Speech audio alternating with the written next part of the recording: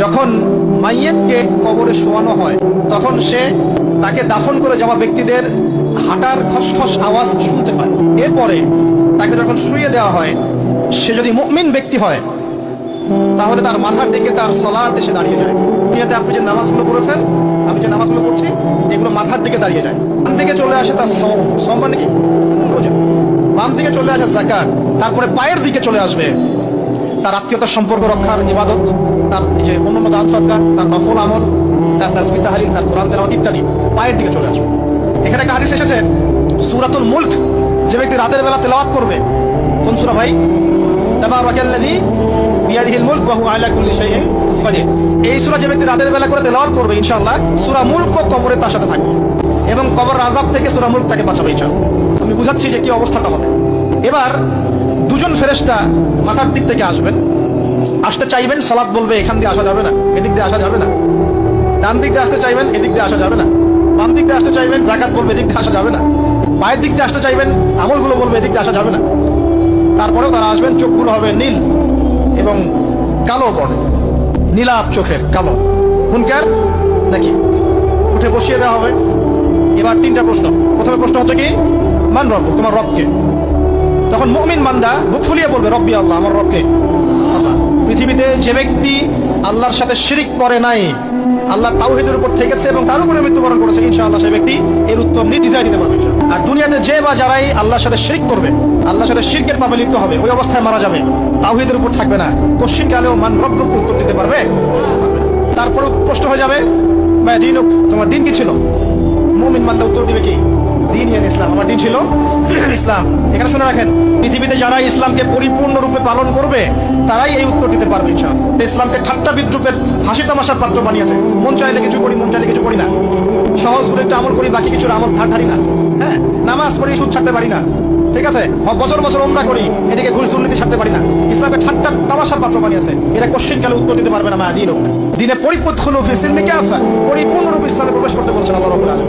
পরিপূর্ণরূপে ইসলামে প্রবেশ করবে এবং ইসলামের প্রতিটা মৌলিক বিধান মেনে চলবে, ইনশাআল্লাহ তারাই উত্তর দিতে পারবে। এরপরে আসবে তৃতীয় প্রশ্ন। নবী সাল্লাল্লাহু আলাইহি ওয়াসাল্লামকে দেখানো হবে, যখন দেখানো হবে তখন সূর্য যখন ডুবে যায়, যে দৃশ্যটা আমরা দেখতে পারি না, ওই দৃশ্যটা ভেসে উঠবে এবং মুমিন বান্দা অস্থির হয়ে যাবে, বলবে আমাকে ছেড়ে দাও, আমি নামাজ পড়বো। কারণ তার কাছে মনে হবে যে আসরের ওয়াক্ত হয়ে গেছে, আসরের ওয়াক্ত হয়ে গেছে, আসরের ওয়াক্ত চলে যাচ্ছে, আমাকে নামাজ পড়তে হবে। চিন্তা করেছেন? ওই যে একটা হাদিস আছে না, যে 7 শ্রেণীর মানুষকে আল্লাহ রাব্বুল আলামিন আরশের ছায়া দিবেন। তার মধ্যে এক শ্রেণীর মানুষকে যার অন্তর মসজিদের সাথে ঝুলে থাকে, তার মন মসজিদের সাথে ঝুলে ছিল। এই সূর্য ডুবে গেল বলে আমাকে ছেড়ে দাও, আমি নামাজ পড়তে যাব। ফেরেশতারা বলবেন তোমাকে নামাজ পড়তে দেওয়া হবে, তবে তার আগে তুমি এর উত্তর দাও, এই ব্যক্তির দিকে তাকাও। তখন নবী সাল্লাল্লাহু আলাইহি ওয়াসাল্লামকে দেখানো হবে, সাল্লাল্লাহু আলাইহি ওয়াসাল্লাম দরুদ পড়বেন। বলা হবে যে এই ব্যক্তির সম্পর্কে তোমার কি ধারণা? তার রাজুল তুআইতা ফিকুম, এই ব্যক্তিকে যাকে তোমাদের কাছে পাঠানো হয়েছে। মুমিন ব্যক্তি নির্দ্বিধায় বলে দিবে যে তিনি হচ্ছেন আমার নবী মুহাম্মদুর রাসূলুল্লাহ সাল্লাল্লাহু আলাইহি ওয়াসাল্লাম। দেখুন, পৃথিবীতে যে বা যারাই নবী সাল্লাল্লাহু আলাইহি ওয়াসাল্লামের সুন্নতের উপর আমল করবে, ইনশাআল্লাহ সে তার উত্তর দিতে পারবে। দুনিয়াতে যারা নবীর সুন্নতের 5 পয়সা পরোয়া করছে না, তার আদর্শের 5 পয়সা দাম দিচ্ছে না, তারা কোশ্চিন কালে উত্তর দিতে পারবে। নাম হতে পারে আব্দুর রহমান, আব্দুর রহিম, নবীর সুন্নতের ধার ধারে না, তারা উত্তর দিতে পারবে। নবীর সুন্নতের গুরুত্ব কত গভীর, এটা আমাদেরকে এখান থেকে বুঝতে হবে। তাই প্রিয় যুবক ভাইরা, মুসলিম ভাইরা, আমাদের জীবনটাকে নবীর আদর্শ এবং সুন্নতে ঢেলে সাজাতে হবে। সকাল থেকে সন্ধ্যা পর্যন্ত প্রতিটা কাজ করবো কার তরিকায়? রাসূলের তরিকায়। নামাজ পড়বো তার তরিকায়, রোজা, সিয়াম, হজ, যাকাত, আমল, মুআমালাত, আখলাক সব কার তরিকায়? নবী সাল্লাল্লাহু আলাইহি ওয়াসাল্লামের তরিকা অনুযায়ী ইনশাআল্লাহ। আল্লাহ তৌফিক এনায়েত করুন, আমিন। এবার ফেরেশতা দুজন জিজ্ঞাসা করবেন, অবাক হয়ে, তুমি কিভাবে এটা জানলে? তুমি কিভাবে এই 3টা প্রশ্নের উত্তর দিতে পারলে? কারণ বেশিরভাগ মানুষ তো উত্তর দিতে পারবে না, বেশিরভাগ মানুষই এই উত্তর দিতে পারবে না। কারণ কিয়ামতের মাঠে 1999 জন মানুষ জাহান্নামে যাবে। তো এটা কঠিন পরীক্ষা। আল্লাহ রাসূল সাল্লাল্লাহু আলাইহি ওয়াসাল্লাম বলেছেন যে নিশ্চয়ই তোমাদেরকে এখানে পরীক্ষায় ফেলা হবে, আর তোমরা যদি এই পরীক্ষা জেনে তোমাদের মৃতদেরকে দাফন করা থেকে বিরত না থাকতে, তাহলে আমি তোমাদেরকে শুনিয়ে দিতাম কবরে কেমন পরীক্ষা হয়। যদি আমরা শুনতে পারতাম যে কবরে কেমন পরীক্ষা হয়, আমরা ভয়ে আমাদের মৃতদেরকে দাফন পর্যন্ত করতাম।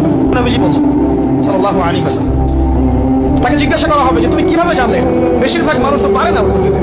তখন সেই ব্যক্তি বলে বসবে, সেই ব্যক্তি বলবে যে কোরআন কিতাব আল্লাহ, আমি আল্লাহর কিতাব এই কোরআন পড়েছি। মুমিন বলবে আমি আল্লাহর কোরআন পড়েছি। আমানতু বিহি, আমি এর উপর ঈমান এনেছিলাম, ওয়া সাদ্দাকতু, এবং সত্যায়ন করেছিলাম। অতএব দুনিয়াতে যারা দ্বীনের জ্ঞান অর্জন করছে না, কোরআন পড়ছে না, হাদিস পড়ছে না, পড়াশোনার চেষ্টা করছে না, জানার চেষ্টা করছে না, কবরে পাওয়ার পর ডিফিকাল্ট আছে।